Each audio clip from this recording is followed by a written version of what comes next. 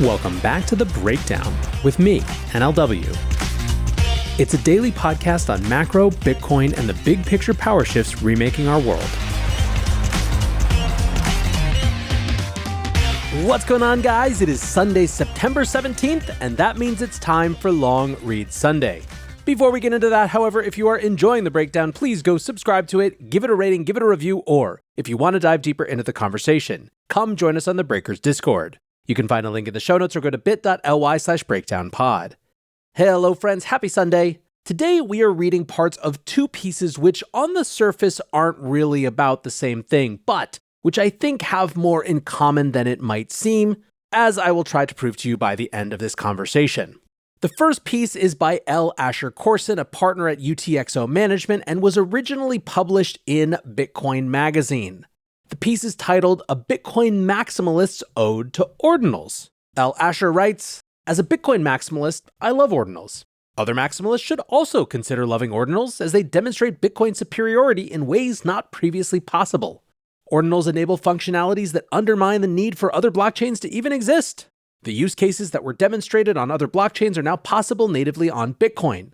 Despite Bitcoin's strengthening position, some self-proclaimed maximalists on X, formerly Twitter, bizarrely celebrated decreased network fees and declared ordinals have failed. This seemingly implies that Bitcoin might somehow benefit from a failure of the ordinals protocol and lower miner earnings. But ordinals haven't failed, and the interest isn't nearly over. To the contrary, trading volume across digital artifacts, unique Satoshis, and BRC20 tokens has been historic. According to CryptoSlam, which tracks on-chain NFT volume, ordinals have done over $500 million of trading volume since they were launched at the beginning of 2023. Despite volume and prices being down currently, investors in the ecosystem are writing big checks to ordinals companies. Xverse, an ordinals wallet, just raised $5 million on a $50 million valuation from some of the most sophisticated investors in the ecosystem. It's far more likely we are at the beginning of this phenomenon than the end.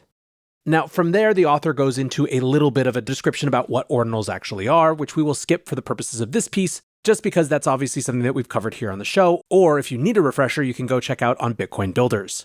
Continuing, however, they write, Bitcoin maximalists understand that there have never been serious contenders to replace Bitcoin as digital money. Absolute digital scarcity is unlikely to be discovered again because the circumstances surrounding Bitcoin's creation were so unique. In part because today's government understands the risks of letting a decentralized network grow too large and they won't let it happen again. On the other hand, viable altcoin use cases are related to features that Bitcoin couldn't previously support. Some of the use cases that the market has indisputably embraced include decentralized trading, NFTs, stablecoins, capital formation, borrowing and lending, and on-chain leverage. From there, the author goes on to share numbers from DEXs, from NFT trading, that reinforce their point that, like them or not, the market has validated these things as uses of digital assets that people really like. Indeed, they write, although many don't like it, these use cases will exist somewhere because the market has an appetite for them. My strong preference is that they exist primarily on Bitcoin and not on other chains. Ordinals have the potential to not only enable these use cases to be built natively on Bitcoin, but also to surpass their altcoin versions in terms of implementation. These would be better built on Bitcoin because the protocol itself is more decentralized and secure than altcoins. Bitcoin is the largest market cap compared to all the other chains that can support the development of these use cases, but also better because these use cases will be tailored to the Bitcoin community and will therefore embody Bitcoin ideals of decentralization, immutability, and permissionlessness. The author then quotes Danny Hoop describing the properties of a digital artifact. This is from July of this year. Danny tweets, "A digital artifact has these properties. 1, they can be owned. 2, they are complete without off-chain pointers. 3, they are permissionless. 4, they are uncensorable. 5, they are immutable. Almost all Ethereum NFTs do not satisfy all 5 of these. In particular, most Ethereum NFTs use off-chain pointers. And even for the few that do not, some of them are not immutable and can be changed by the creator." L. Asher continues, "Imagine a piece of digital art worth $1 million. Or imagine politically sensitive information like classified documents that detail government atrocities. Should these valuable or sensitive assets be distributed using technology that can easily disappear or that can be easily changed? The answer is obviously no. It's also somewhat obvious that over time, the best artists, developers, activists, and investors will gravitate towards technology with stronger immutability that is capable of protecting their creation, information, or investment for hundreds or even thousands of years. In the case of digital art specifically, they will migrate to digital artifacts on Bitcoin that store the actual artwork instead of NFTs that just point to where it's stored on an off-chain server that could go down at any time." The piece concludes, Bitcoin stands atop the world of digital money and the rise of ordinals only cements that standing. Okay, so before I get into how this relates to the second piece, let's actually just go read excerpts from that second piece. This one is by Chris Cole Beswick, the founder and managing partner at Transcend Labs, which is a startup accelerator. The piece, seemingly combining my daily podcasts in one, is AI is killing crypto venture capital interest. Now, the TLDR of this piece is exactly what the title says. Quote, the venture capital space has lost significant momentum over the last few quarters. Global venture funding is nearly half of what it was last year. Whatever remains of the market is now being directed towards AI funds. AI has become the golden goose for VC firms after the turbulence in crypto in the last year. Now, Chris's first discussion is about just the shift in VC in general. He writes, although AI has picked up pace, the VC market is nowhere close to where it was in 21 and 22. With higher interest rates and a sustained supply chain shortage, the global market isn't ideal.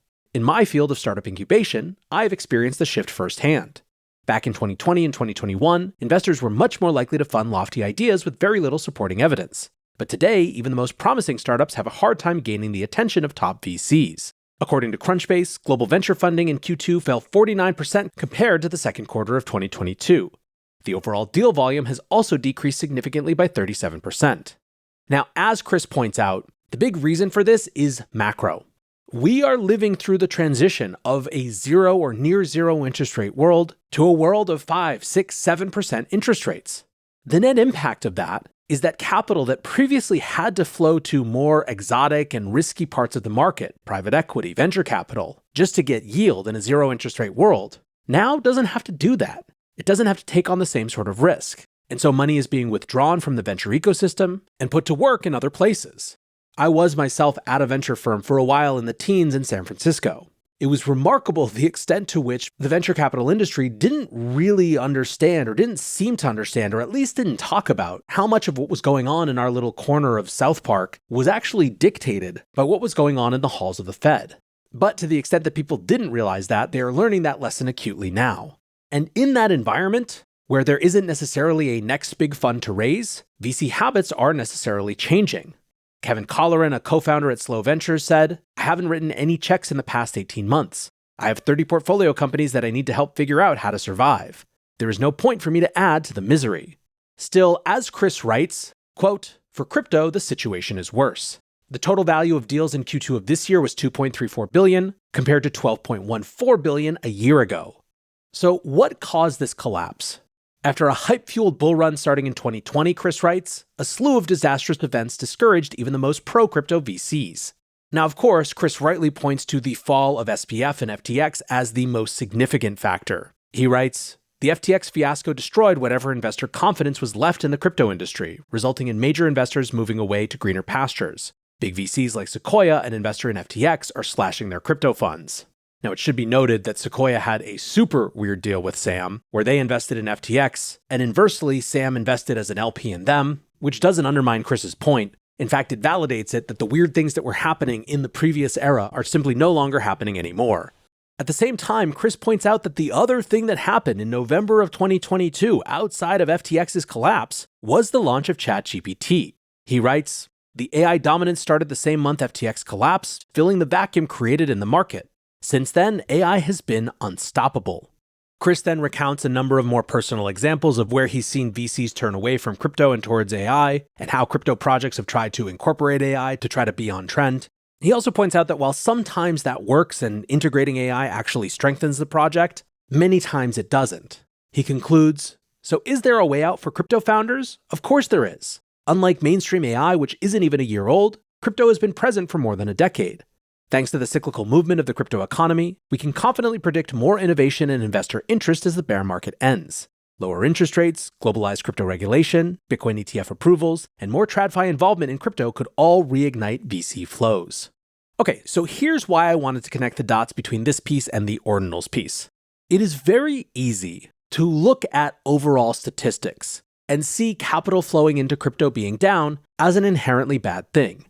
Now, certainly, anyone who's invested in this space should want great projects to have access to aligned capital that shares long-term vision and wants to support those companies through ups and downs. The reality is, a huge, huge amount of the capital that flowed into crypto, and indeed that flows into crypto at every cycle peak, was wildly misaligned, wildly unproductive. Much of it was just arbitrage, taking advantage of tokens to make money faster than traditional venture capital otherwise would. This isn't to say that bull market funding didn't fund great projects too. It's just to point out that the more capital sloshing around there is, the less of a quality barrier there's going to be.